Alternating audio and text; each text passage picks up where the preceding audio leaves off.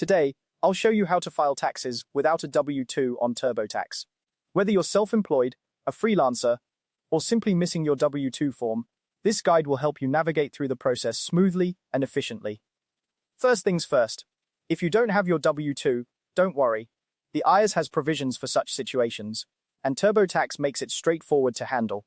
Before we dive into the steps, make sure you have all your income details handy. This could include pay stubs, bank statements, or any other documentation that can help estimate your earnings for the year. All right, let's get started. Begin by logging into your TurboTax account. Once you're in, look to the menu on the left side of your screen and click on the Federal section.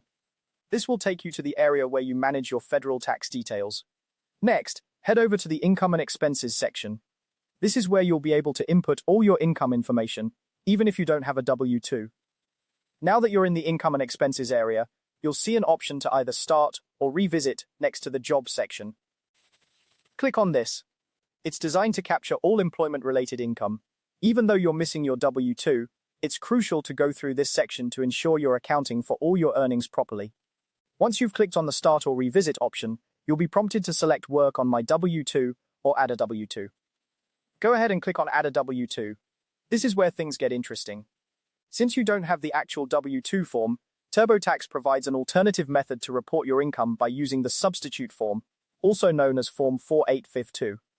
The substitute form, or Form 4852, essentially acts as a replacement for the W-2.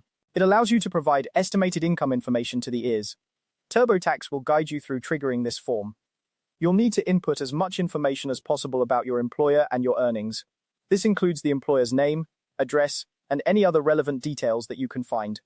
If you have pay stubs or any other documentation, they'll be incredibly helpful in filling out Form 4852 accurately. Take your time to ensure that all the information is as precise as possible. Inaccuracies could lead to processing delays or further inquiries from the IRS, which we definitely want to avoid. Once you've completed the substitute form, TurboTax will integrate that information into your tax return seamlessly. Review all the details one more time to be sure everything is accurate before moving on. After that, you can continue to complete the rest of your tax return as usual. Remember, filing taxes without a W-2 requires a bit more attention to detail, but with TurboTax's user-friendly interface and the ability to use Form 4852, it's manageable. Make sure to keep any documents you use to estimate your income in case you need to reference them later.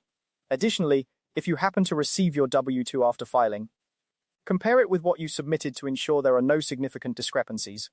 And there you have it. You've just learned how to file your taxes without a W-2 using TurboTax. Hopefully, this guide has demystified the process and given you the confidence to tackle your taxes even in the absence of a W-2. If you have any questions or run into any issues, TurboTax's support is always a helpful resource. Thanks for watching, and happy filing.